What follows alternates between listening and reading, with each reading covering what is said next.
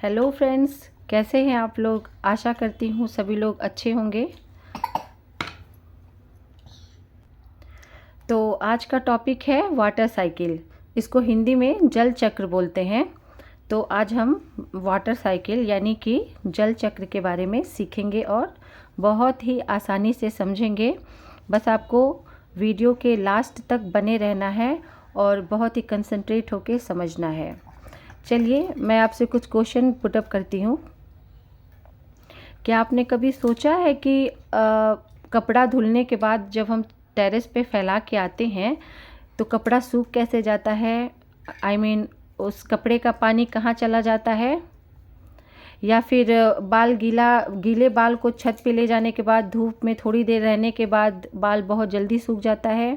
ऐसा क्यों होता है? तो ऐसा इसीलिए होता है क्योंकि जो कपड़े या फिर बाल में मौजूद वाटर है वो वाटर वेपर बन के ऊपर चला जाता है। तो इसी वजह से कपड़े सूख जाते हैं और हमारे बाल भी सूख जाते हैं।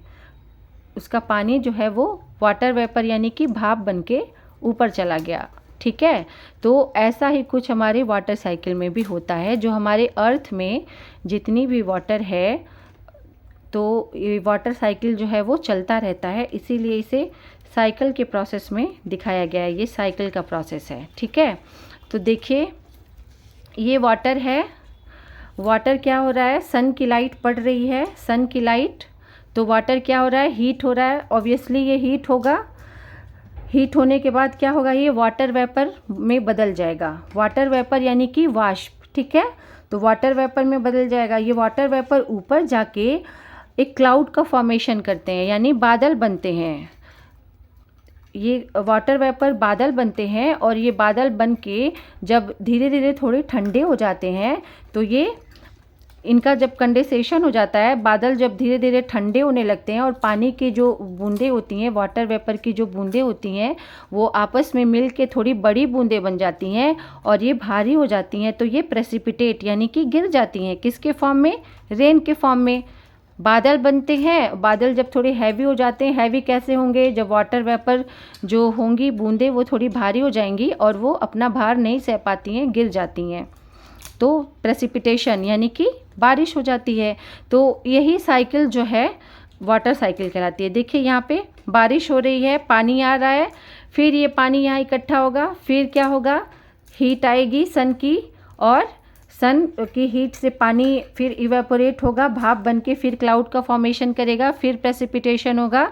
इसी तरह से ये साइकिल चलती रहती है। इवेपोरेशन, कंडेंसेशन एंड प्रेसिपिटेशन, इसमें 3 स्टेप इम्पॉर्टेंट हैं।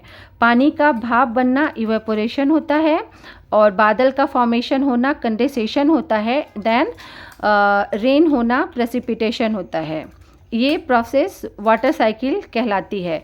अगर इसे एक डेफिनेशन के रूप में देखा जाए तो हम ये कहेंगे, the process of water vapour changing into water and falling back to earth is called water cycle. तो ये है वाटर साइकिल की डेफिनेशन, यानी पानी का भाप बनना और भाप का ऊपर जाके बादल बनना और ठंडे होके पुनः बारिश के रूप में गिर जाना ही जल चक्र कहलाता है।